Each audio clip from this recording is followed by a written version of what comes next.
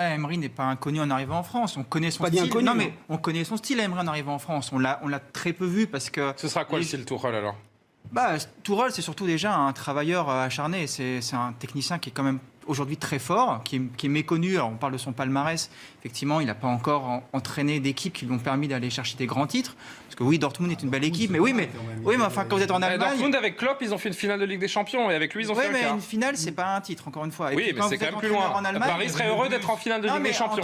Entraîneur en Allemagne, quand vous n'êtes pas au Bayern, forcément, les trophées, ils tombent pas énormément. Il a gagné une coupe. Non, mais à sa décharge, il y a eu l'incident avec le bus, l'explosion. Bien sûr. Donc quand il se fait éliminer, il n'est pas dans les meilleures conditions. Son style, on le connaît. C'est quelqu'un qui a des idées très très fortes, qui a un jeu très offensif, qui a une vraie qui vision. Est autoritaire. Oui, puis une vraie vision d'entraînement. Avec lui, on s'ennuie pas à l'entraînement. Il y a beaucoup, c'est très varié. Après, les joueurs ne pourront pas se cacher avec un. Non, on aura le même problème qu'avec Emery. Si les joueurs n'adhèrent pas et que l'entraîneur n'est pas soutenu par sa présidence, on aura le même problème qu'avec Emery. La question, qu'on n'a pas encore. C'est ça va être sa capacité à tenir le vestiaire. C'est la clé en fait. Bah oui, parce que c'est ce qu'on avait vu à l'époque avec Zidane quand il est arrivé au Real. Il a impulsé quelque chose, il a emmené quelque chose de nouveau. Il a réussi aussi à casser les petits clans qui pouvaient se mettre en place. Et au PSG, on sait que ça, c'est quelque chose de très fort et de prégnant. Est-ce que le président du club va le laisser justement mettre en place, lui, la façon dont il voit les choses, ça va être la clé aussi de tout. Il prône un jeu offensif, il l'a rappelé tout à l'heure donc dans cette conférence de presse. Écoutez. Et jouer évidemment de façon offensive dans notre jeu. Il y a plein de petites choses sur lesquelles il faut que nous travaillions. Et je pense que si nous arrivons à créer cet état d'esprit et quand l'équipe sera en entier derrière cet état d'esprit, je pense que nous pourrons progresser et donc atteindre les objectifs qui sont les nôtres. Mais il faut d'abord commencer par prendre soin des petites choses, travailler sur les détails. Bon, et puis il y a cette grande question également qu'on s'est posée depuis qu'on sait que Thomas Tuchel va arriver au Paris Saint-Germain. C'est la première fois qu'il va se retrouver face à un tel vestiaire. Xavier Barret, sa façon de gérer les grands noms. Alors il a eu une réponse toute faite. Les grands joueurs finalement sont ceux qui travaillent le plus. On l'écoute et on va se demander si c'est exactement comme ça que ça se passe dans la réalité. Pas forcément. Selon moi, les grands joueurs sont ceux qui travaillent le plus. C'est pour ça que ce sont les joueurs les plus faciles à gérer, en fait, parce qu'ils savent ce qu'il faut, ce dont on a besoin pour atteindre le haut niveau.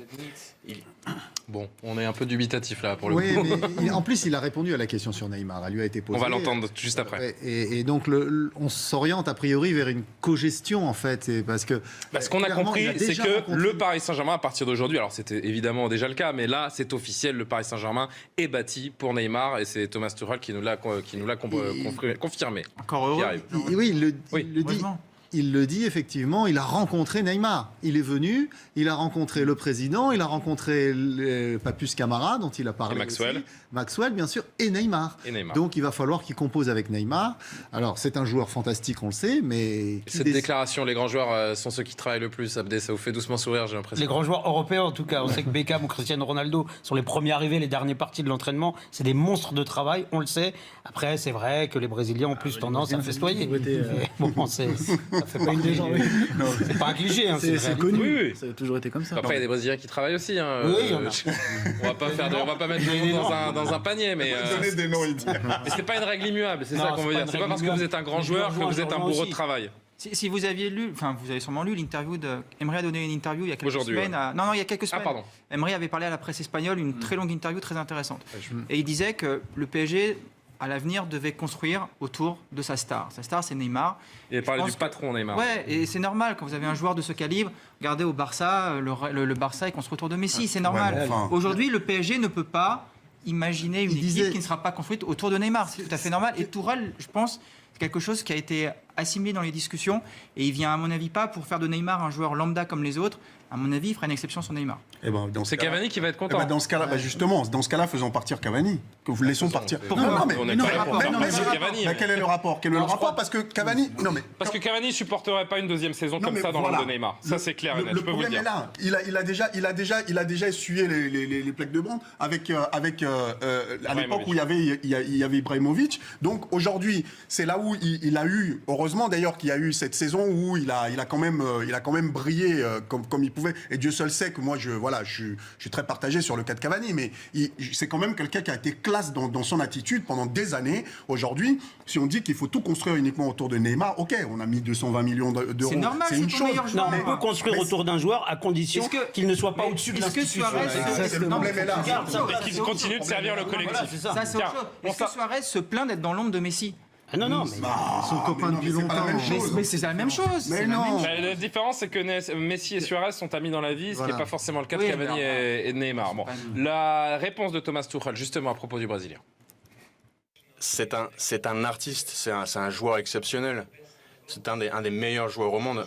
Et tous les artistes et les grands joueurs n'ont pas besoin de traitement spécial. C'est un...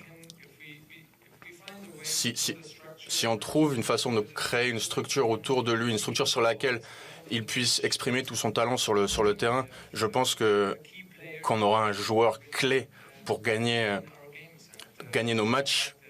Bon, il est loquace, Thomas Tuchel, plutôt intelligent. En tout cas, il s'exprime assez brillamment. Il a séduit son auditoire, mais il y a un juge de paix au Paris Saint-Germain. On l'a bien compris, c'est la Ligue des Champions, Nicolas. Et c'est sur ça qu'il sera jugé. Et là, pour le coup, pour cette victoire en Ligue des Champions, il a été extrêmement prudent encore. Oui, mais parce qu'il sait que... Pour la première fois. On l'a vu pendant 2 ans avec Emery. La Ligue des Champions, c'est pas que avoir une grande équipe. Il y a plein de facteurs. On parlait de l'arbitrage, bon, c'est autre chose, mais ne serait-ce que le tirage au sort. Emery, on peut dire ce qu'on veut. Quand en 2 ans, vous tapez le Barça et le Real, Emery, il n'a pas eu de chance, il faut quand même le dire. Oui. Alors, il y a eu d'autres choses qui expliquent les défaites, mais déjà, il y a une part de chance.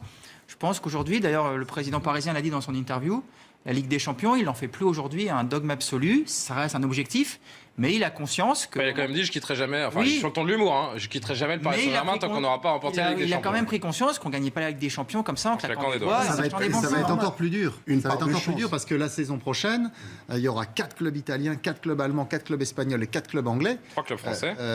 3 français, oui, parce qu'il y a Paris, Monaco et Lyon. Un qualifié direct. Mais c'est une première. Jusqu'à présent, en Ligue des Champions, vous aviez 3 ou 4 de ces grands pays. Là, donc, la moitié du plateau, ce sera déjà les représentants des grands championnats. Une toute petite précision, excuse-moi, c'est que on voit la différence entre Paris et Manchester City, par exemple. Manchester City, ils ont été éliminés aussi plusieurs fois en quart. Et qu'est-ce qu'ils font là avant-hier? Ils prolongent encore Guardiola jusqu'en 2021. Et ce qui est étonnant, et ce qui est assez paradoxal d'ailleurs, c'est que Nasser Al-Khelaifi, au début de la prise de parole, il dit Thomas Tuchel, il est avec nous pour longtemps, sauf qu'il signe un contrat de 2 ans. Donc pour donner de la confiance sur le long terme à un entraîneur, il y a mieux qu'un contrat de 2 ans. Mais c'est là où ça va être la clé également, c'est qu'il va falloir laisser réellement travailler Tuchel et pas au mois de septembre, dès qu'il va faire un 3-0 en Champions League contre le Bayern Munich comme Emery, et se dire tout de suite ça y est, Paris est champion. Non, il faut pas faire comme ça. Il faut le laisser travailler. Il faut voir sur la durée. Il faut vraiment... C'est ce qu'il a dit. Hein. Oui, mais c'est ce qu'il a répondu lors de la conférence de presse. Le problème de ce qui s'est passé, la question. Oui, mais le problème, c'est qu'avec Emery, on l'a pas laissé travailler. Emery, au bout de 2 mois, on lui a dit ton système de jeu, on n'en veut plus. Parce que les joueurs ont été se plaindre. C'est les joueurs qui ont été se plaindre. On lui a dit, voilà. Mais du coup, là, Tuchel, il arrive à un meilleur moment. Ils ont été se plaindre au président. Oui, et on lui a dit non, tu changes ton système de jeu. Tuchel, il faut le laisser. Il faut le laisser travailler. Et je suis sûr qu'en le laissant travailler, en le laissant mettre en place sa tactique de jeu, en faisant son système autour de Neymar, parce que ce sera Neymar la star, quoi qu'on en dise, pas qu'il se blesse, le Paris Saint-Germain pourra faire quelque chose. Mais laissons-le travailler. La Ligue des Champions, objectif de Thomas Tuchel, écoutez-le. C'est trop tôt pour en parler une fois de plus. On a des joueurs absolument fabuleux. Et on est un des plus grands clubs sur la scène européenne. Il ne faut pas simplement en parler, il ne faut pas en parler maintenant, il ne faut pas en parler avant l'entraînement. On ne pourra pas en parler, on ne pourra pas aborder cette question avant que le premier match ait été joué. Il faut qu'on crée une atmosphère dans laquelle les matchs de coupe sont au même niveau que les matchs de Ligue des Champions. Si vous me reposez cette question au printemps, je vous dirai si nous sommes prêts ou non à atteindre cet objectif. Patience, prudence sont donc les maîtres mots de Thomas Tuchel qui apparaît un petit peu comme on nous l'avait dépeint, donc cet intellectuel du football dans la lignée des Guardiola notamment. Mais